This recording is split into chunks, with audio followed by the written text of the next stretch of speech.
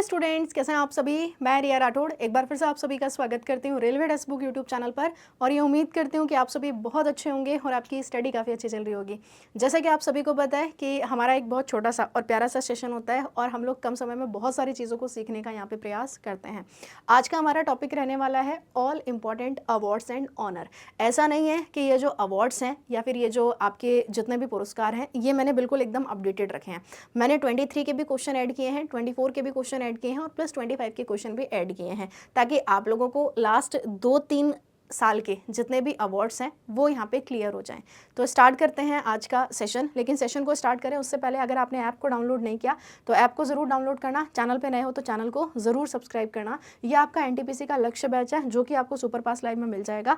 अगर आप एक बार अपने आप को सुपर पास लाइव में इनरोल कर लेते हो तो सुपर पास लाइव आपको 370+ एग्जाम्स का एक्सेस दे देता है। आप मॉक टेस्ट लगा सकते हो, PYQs आप लोगों को वहाँ पे मिलते हैं, लाइव प्लस रिकॉर्डेड सेशन आप लोगों को वहाँ पे मिलते हैं, आपके डाउट सेशन जो है वो लिए जाते हैं। तो बहुत सारी चीज़ें आपको सुपर पास लाइव में मिलती हैं। तो आप लोग जाइए एप्लीकेशन पे और अपने आप को सुपर पास लाइव में इनरोल कीजिए। अगर आप ऐप पे विजिट करके नहीं जा सकते तो कोई दिक्कत नहीं है, इस वीडियो के डिस्क्रिप्शन में भी आप लोगों को सुपर पास लाइव का एक्सेस जो है वो मिल जाएगा, मतलब लिंक मिल जाएगा। उस लिंक पे क्लिक करके आप अपने आप को सुपर पास लाइव में इनरोल कर सकते हो। ठीक है, तो स्टार्ट करते हैं आज का सेशन। स्टार्ट करते हैं। सबसे पहला प्रश्न आप लोगों की स्क्रीन पर ये रहा। प्रश्न क्या रहा है कि राष्ट्रीय खेल पुरस्कारों में चिराग शेट्टी और सात्विक साईराज रंगी रेड्डी को कौन से पुरस्कार जो है वो प्रदान किए गए हैं। इनको 23 के लिए ये वाला अवार्ड जो है वो दिया गया है। और कौन सा वाला अवार्ड दिया गया है, तो मेजर ध्यानचंद खेल रत्न अवार्ड दिया गया है। किसको, तो मैम ये चिराग को और सात्विक को। आपको याद रखना है मेजर ध्यानचंद खेल रत्न की अगर हम बात करेंगे तो ये हमारे यहाँ पे स्पोर्ट्स का सबसे बड़ा अवार्ड है। 1991 92 में इसको क्या किया गया था, स्टार्ट किया गया था। पहली बार ये किसको दिया गया था, तो पहली बार दिया गया था ये विश्वनाथन आनंद को। और विश्वनाथन आनंद की अगर हम बात करते हैं तो ये किसके साथ जुड़े हुए हैं, चेस के साथ जुड़े हुए हैं। इसका प्राइज मनी कितना हो जाता है, तो मैम 25 लाख रुपए इसका जो है वो प्राइज मनी हो जाएगा। ठीक है, बाकी आप मुझे होमवर्क में बताना कि चिराग और सात्विक ये कौन से वाले स्पोर्ट्स के साथ जो है वो जुड़े हुए हैं। ये आप मुझे क्या बताओगे, ये आप मुझे होमवर्क में बताओगे। चिराग और प्लस अगर हम बात करते हैं सात्विक, चिराग और सात्विक, इनका स्पोर्ट्स कौन सा है ये आप कहाँ पे बताओगे, ये आप मुझे होमवर्क में बताओगे। अगला प्रश्न देखते हैं कि सदानम PV बालकृष्णन ने किस नृत्य शैली में संगीत नाटक अकादमी पुरस्कार जो है वो अपने नाम किया है। अब यहाँ पे हमें सिर्फ एक नाम याद रखना है और वो नाम किसका याद रखना है, तो वो याद रखना है सदानम PV बालकृष्णन का। और सदानम PV बालकृष्णन की अगर हम बात करते हैं तो कौन से डांस के लिए इनको जाना जाता है, तो इनको कथकली के लिए जाना जाता है। देखिए लावणी कहाँ का हो गया, महाराष्ट्र का हो गया। कथकली की अगर हम बात करेंगे तो कथकली एक क्या है मैम, ये क्लासिकल डांस है। और कथकली कहाँ का होगा, तो ये हो जाता है केरला का। कथकली और मोहिनीअट्टम केरला का। भरतनाट्यम की अगर हम बात करेंगे तो भरतनाट्यम कहाँ का होगा मैम, ये हो जाएगा तमिलनाडु का। कुचिपुड़ी की अगर हम बात करते हैं तो कुचिपुड़ी कहाँ का होगा, ये हो जाएगा आंध्र प्रदेश का, है ना। कुचिपुड़ी कहाँ का होगा मैम, आंध्र प्रदेश का। अगला प्रश्न देखते हैं कि भारत रत्न पुरस्कार प्राप्तकर्ता संबंधी प्रथम खिलाड़ी की अगर हम बात करेंगे।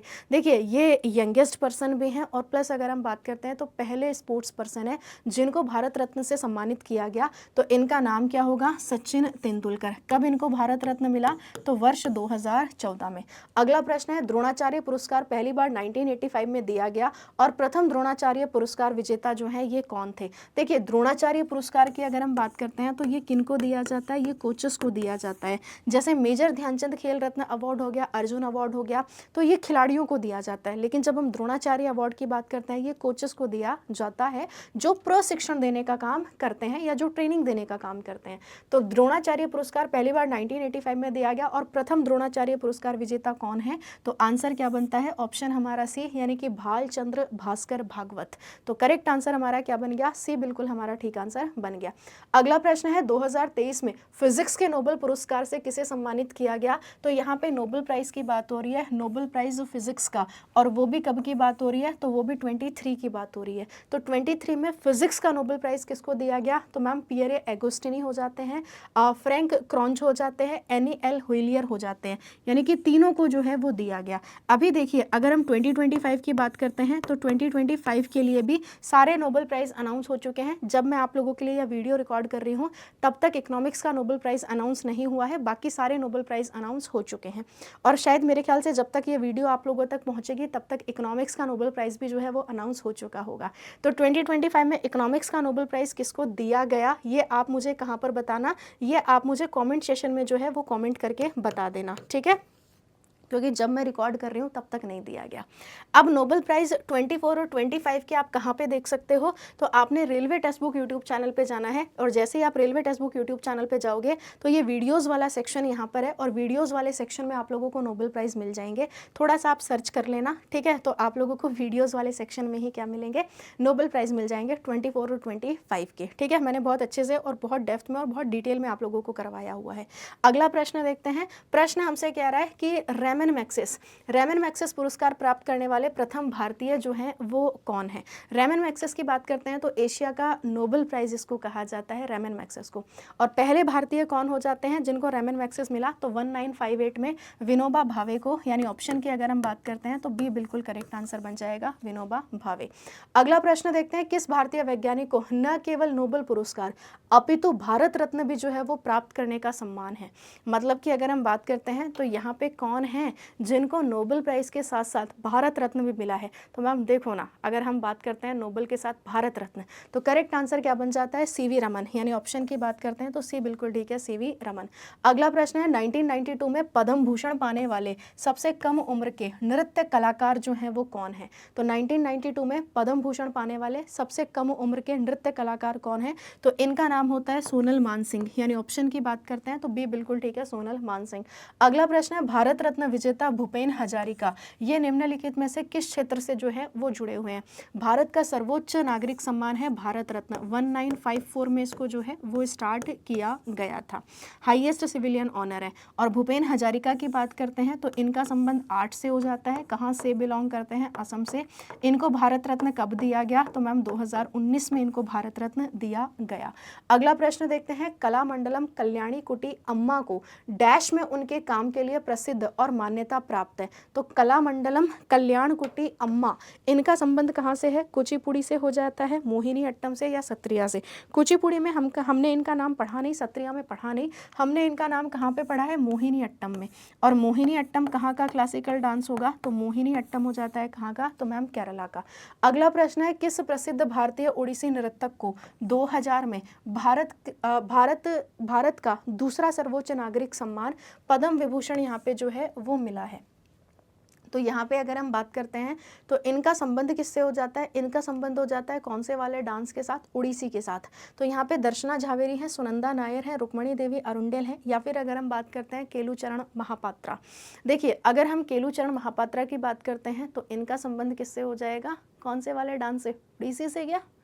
चलो अच्छा, रुक्मणी देवी अरुंडेल की अगर हम बात करते हैं तो ये किसके साथ जुड़ी हुई थी, तो ये जुड़ी हुई थी भरतनाट्यम के साथ, भरतनाट्यम के साथ।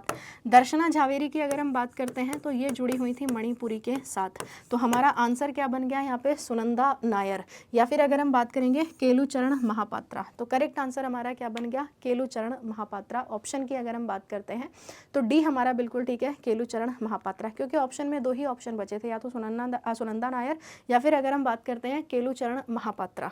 तो करेक्ट आंसर हमारा यहाँ पे क्या बन गया, केलूचरण महापात्रा। डन है, आगे चलें, ठीक है। चलिए नेक्स्ट प्रश्न की तरफ बढ़ा जाए। डन रहा, चलो अच्छा, सुनंदा नायर की अगर हम बात करते हैं तो कौन से डांस के लिए सुनंदा नायर को जो है वो जाना जाता है।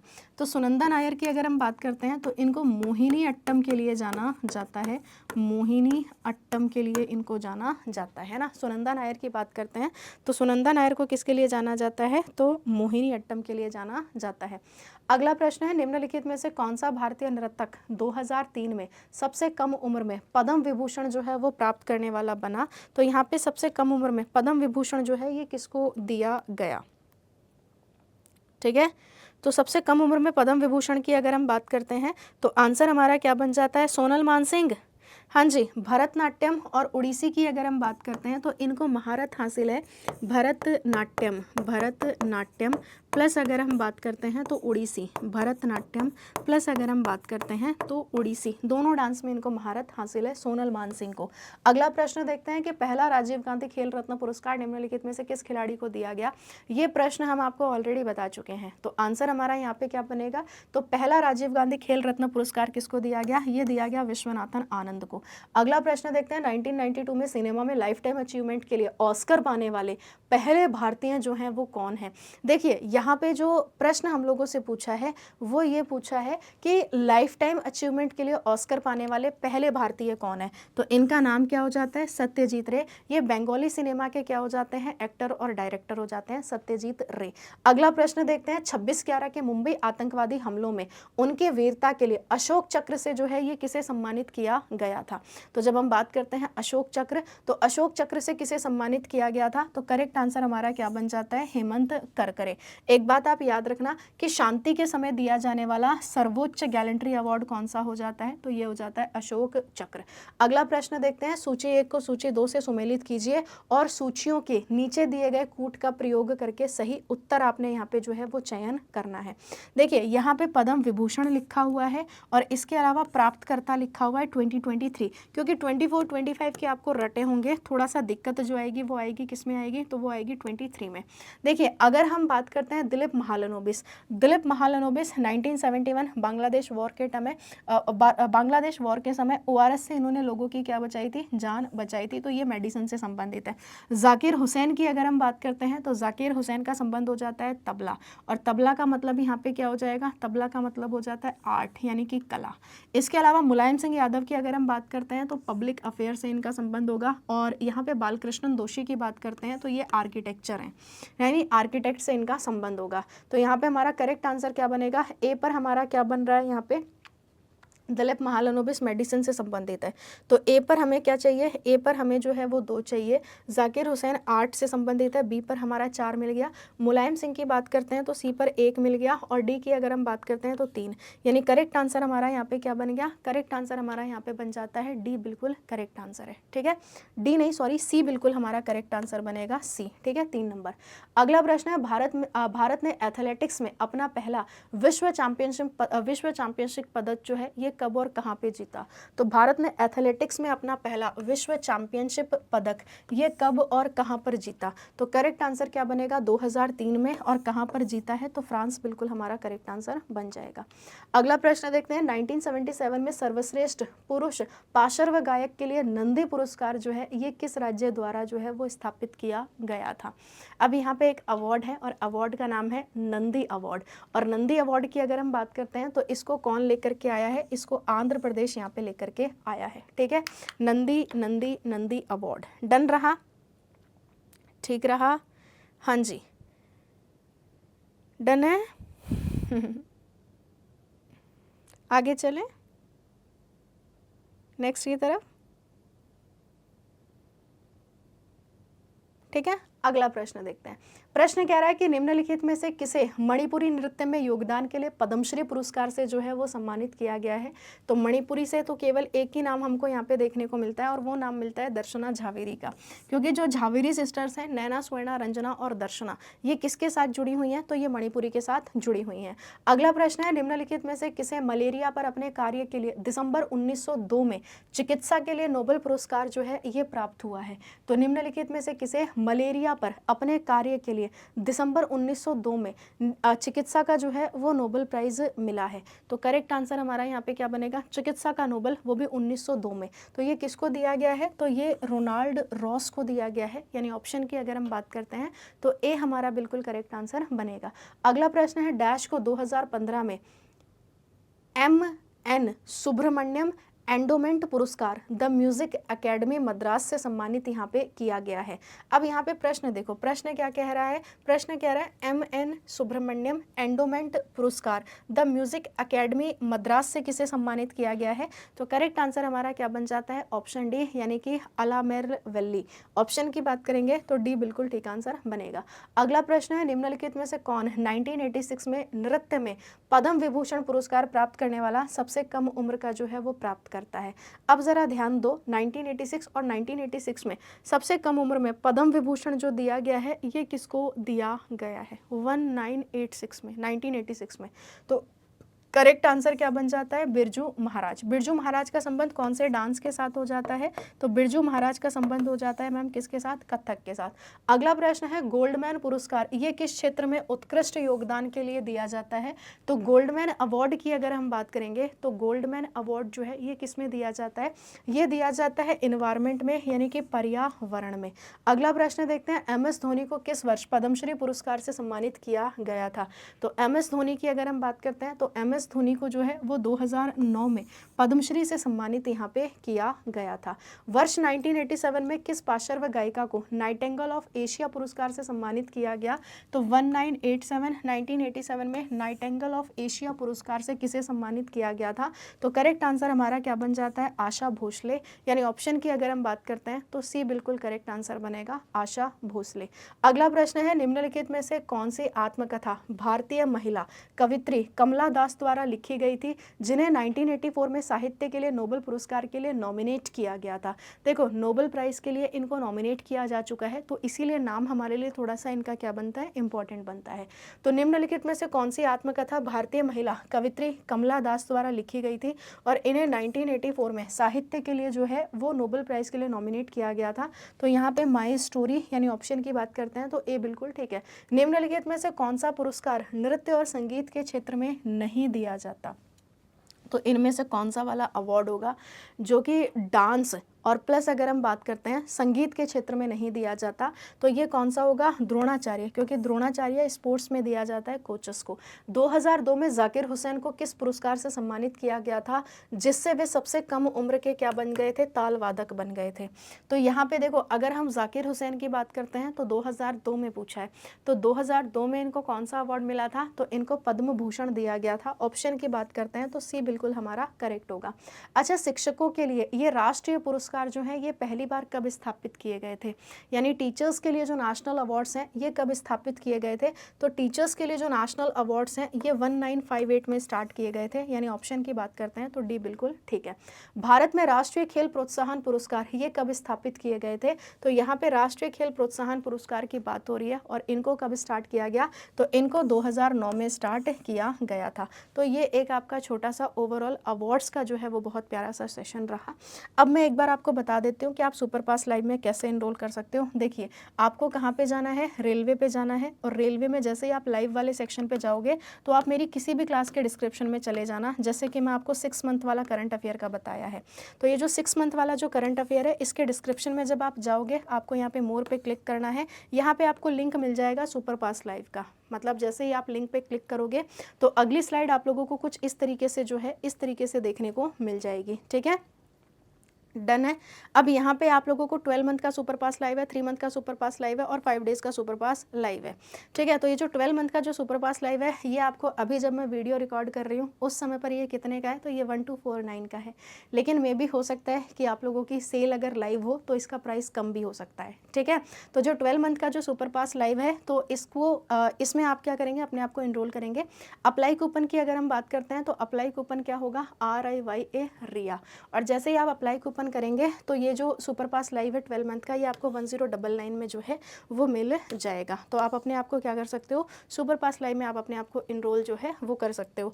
अब मैं आप लोगों को होमवर्क का क्वेश्चन जो है वो बता दिया था पहले ही, और मैंने आपको होमवर्क में कौन सा वाला क्वेश्चन बताया था कि चिराग और सात्विक की अगर हम बात करते हैं तो चिराग और सात्विक का जो संबंध हो जाता है वो कौन से वाले स्पोर्ट्स के साथ हो जाएगा, ये आप मुझे जो है वो बताओगे। ठीक है, चिराग और सात्विक, है ना, चिराग और सात्विक की बात करते हैं तो चिराग और सात्विक का जो संबंध होगा वो कौन से वाले स्पोर्ट्स के साथ होगा। ठीक है, चलिए तो सेशन को यहीं तक रखते हैं। बाकी आप लोग पढ़ते रहिए, मुस्कुराते रहिए और ऐसे ही आप सीखते रहिए मेरे साथ और पूरी टीम के साथ। थैंक। तो अब बात करते हैं आज के ऑफर ऑफ द डे की, और आज का ऑफर ऑफ द डे आप लोगों का रहने वाला है सुपर पास लाइव। और जब हम सुपर पास लाइव की बात करेंगे तो ये अभी तक आपको 1249 में अवेलेबल था, लेकिन दिवाली सेल की वजह से ये आप लोगों को केवल 899 में अवेलेबल है। लेकिन इसके लिए आपको एक कूपन कोड यूज करना पड़ेगा और वो कूपन कोड हो जाएगा मेरा मेरा मेरा कूपन कोड क्या होगा RIYA रिया। एक बात आप याद रखेंगे कि ये जो दिवाली सेल है ये आप लोगों की 16 अक्टूबर से लेकर के केवल 2 to 22 अक्टूबर तक ही आप लोगों को जो है वो मिलने वाली है। तो आप लोग 22 अक्टूबर का वेट मत करना, 22 अक्टूबर से पहले ही अपने आप को टेक्स्ट बुक सुपरपास लाइव में इनरोल कर लेना। जब हम सुपरपास लाइव की बात करते हैं तो इसमें आप लोगों को ऑथेंटिक PYQs मिलते हैं, इसके अलावा आप मॉक टेस्ट यहाँ पे लगाते हो, लाइव प्लस रिकॉर्डेड क्लासेस आप लोगों को यहाँ पे जो है वो मिलती है, साथ ही में 370 प्लस एग्जाम्स का ये आपको क्या दे देता है, एक्सेस दे देता है।